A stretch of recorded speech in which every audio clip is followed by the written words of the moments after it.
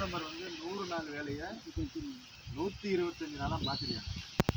முன்னாடி பார்த்தீங்கன்னா இந்த 4.5 வருஷத்துல இந்த திமுக அரசாங்கம் உங்களுக்கு 100 நாள் வேலையை 90 வருஷம். ஏன்னா முன்னாடி பிரதமர் மோடி வந்து உங்களுக்கு வாங்குற சம்பளத்தில் 90% 10% திமுக அரசாங்கம் கொடுத்துருக்கு. பிரதமர் கொடுக்குற தொகைக்கு ஏற்பதான் உங்களுக்கு இதுல இந்த முறைகேடு நடக்கிறதுனால இப்போ என்ன பண்ணிட்டாரு பிரதமர்னா 125 நாளாக மாற்றிருக்கு. உங்களுக்கு ஒவ்வொரு நாளைக்கு சம்பளம் 319 ரூபா.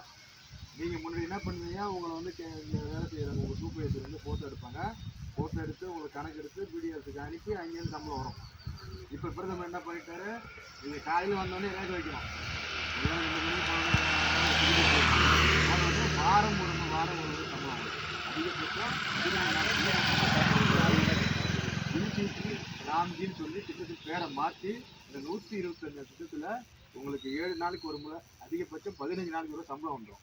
உங்களுக்கு நீங்கள் ரேக வைக்கிறதுனால உங்கள் சம்பளத்தை ஏன் திருட முடியாது, நீங்கள் வேலைக்கு வந்து முறையை மறைக்கவும் முடியாது.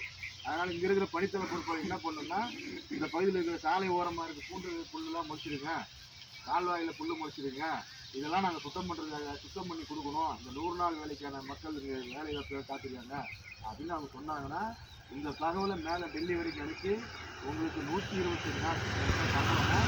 நீங்கள் எவ்வளோ நேரம் அந்த இடத்துல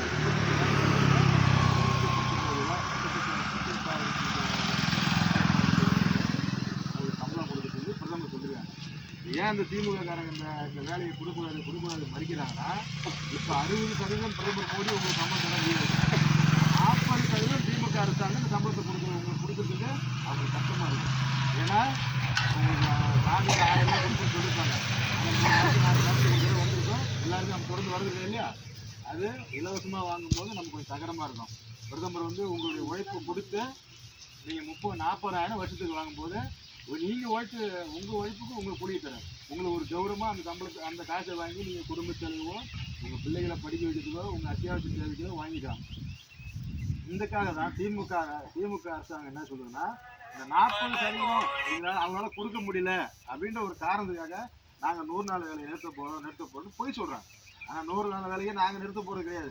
பிரதமர் நரேந்திர மோடி 2047 வரைக்கும் இந்த வேலையை நிறுத்த மாட்டார். அதோடு மட்டும் இல்லை, உங்கள் வீடுகளுக்கு குழாய் தண்ணி ஒன்று பார்த்துருப்பாங்க. சுத்தமான தண்ணியை கொடுத்தவர் பிரதமர் நரேந்திர மோடி.